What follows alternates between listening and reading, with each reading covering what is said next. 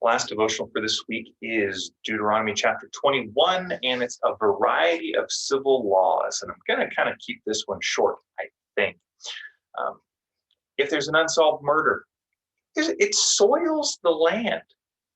Again, blood spilled, innocent blood spilled. God's land was to be Eden 2.0, where there's flourishing and there's life and it's life-giving, and it's called even to spread into the other nations because they were priests and they were to reflect God into the other nations. So a murder, an intentional taking of life, soils, dirties, makes unclean kind of the land because it's part of that Eden idea.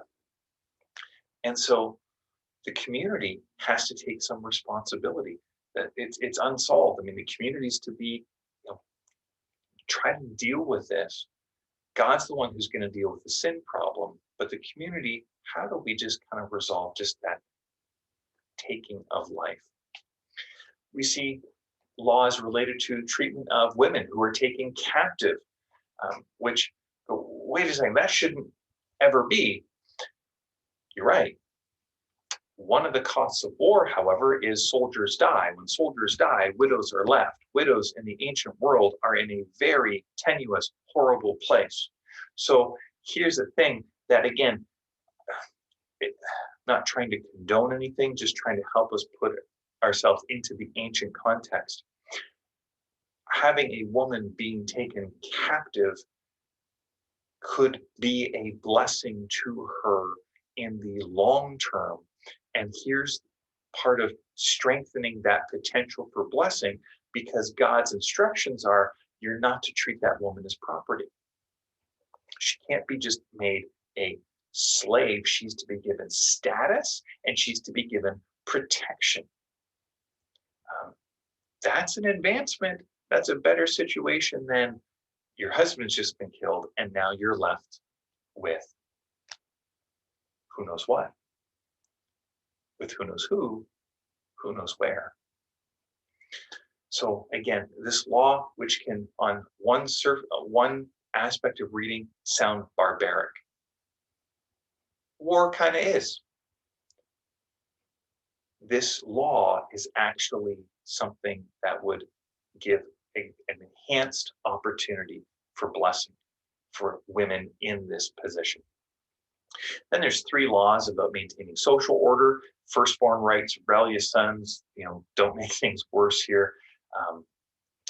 And then there's this one about verse 22, anyone who's hung on a tree is cursed. Galatians 3, Paul says, this is, reflecting about Jesus, that Jesus hung on a tree. But wait a second, it's a cross. Kind of the word for tree and the idea, it's that idea, it's the symbol, it's the picture that's here. And Paul says Jesus hung on a tree and he took that curse.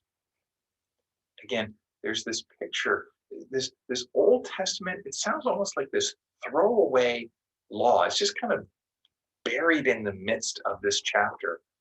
And yet there is in the law pictures of God's heart, what God is like, what God is going to do, what God has done as we look back on this case, Jesus, who hung on a tree, taking our curse of our rebellion, our rejection of God, and taking it so we can be given life and blessing.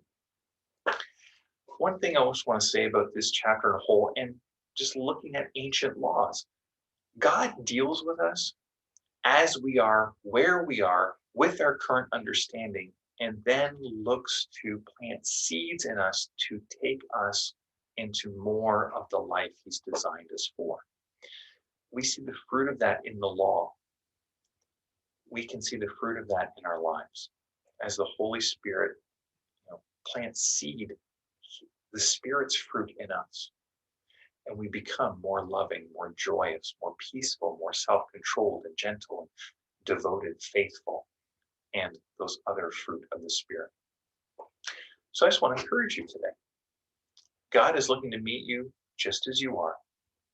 and he's got more in store for you if we will let him together. May the Lord bless you and keep you. May the Lord make his face to shine upon you. May the Lord be gracious to you.